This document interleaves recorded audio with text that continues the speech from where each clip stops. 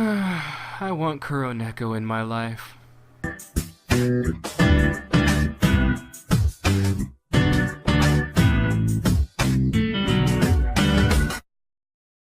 Hello everybody, my name is Meister Blue, and today I'm here to talk about the OVA for the first season of Oreimo, also known as My Little Sister Can't Be This Cute. The story of this 4-episode OVA follows the true ending of the first season of Oreimo.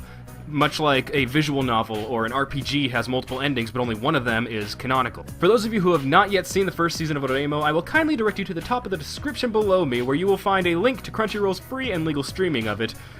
I highly suggest you go there and watch the show before taking a look at the OVA in any way whatsoever. You will also want to have watched the first season before watching this video of mine, because there will be some spoilers. The first episode of the OVA repeats the final episode of the first season of the anime, but with one major change to it. In this one, Kirino decides to go to America for her track thing, and the entire premise of the 3 episodes following it are about the characters that she left behind and how they are having to now deal with their lives without Kirino in them, because she is like the piece that connected all of them together. The first season of Oreimo left us with a handful of characters, all coming from different backgrounds and having different personalities, but they were all connected through Kirino, and throughout the OVA, we mainly focus on 2 of them. Kyosuke, her older brother, and Kuroneko, her rival.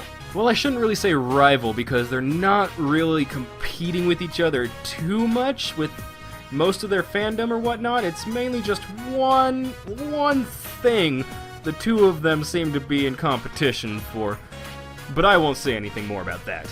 Shortly after Kirino goes to America, Kuroneko joins the school that Kyosuke is going to, and because Kirino's not there to be sort of like a wall between the 2 of them, we get to see some really cool character development and interaction between these 2 characters, and it lets us find out more about Kuroneko's personality and just what makes her tick and who she can really be around. So much so that by the time I was finished with the 4 episodes, I felt like I had watched an entirely new season of the show, not just a little mini OVA in between seasons. This felt like there's a lot of stuff in this OVA. There's a lot of stuff, and it really feels like that it's just an entire like second part of the story, not just an in-between. And as for the ending, I'm not going to spoil a single thing, but what I will say is that it is such a rush of feels, just being able to see certain characters react certainly to emotions being opened up to them that they may not have expected. Of course, all of us watching since season 1 expected these emotions and whatnot, but we just didn't have any sound proof. And now on to the technical aspects of the OVA series. The animation is nothing different from the first season, which means it's pretty good. It's really good. The animation's been smooth since episode 1. I can't recall a single moment where it felt choppy or it looked like it just wasn't working. It stayed consistently good. It's extremely colorful, just like the first season, but it also does know when there shouldn't be too many vibrant colors. Like if there's a serious scene going on, it knows that this scene should probably take place during maybe twilight or whatnot, when the sun is going down and things are getting a little darker and maybe a little moodier as the situation between characters becomes darker and a little moodier. But don't worry, the bright and cheerfulness outweighs the darker tones by tenfold. As for the audio, these episodes were, to no surprise, pretty fantastic. The voice actors all retain their very unique and diverse character voices and personalities that they brought to the table in the first season, and they keep their ability to transition between extremes and lower tones when need be, or even go like faster transitions into them. Like if something needs to be funny, it needs to transition from a sad thing to a happy thing immediately. They handled it all really well.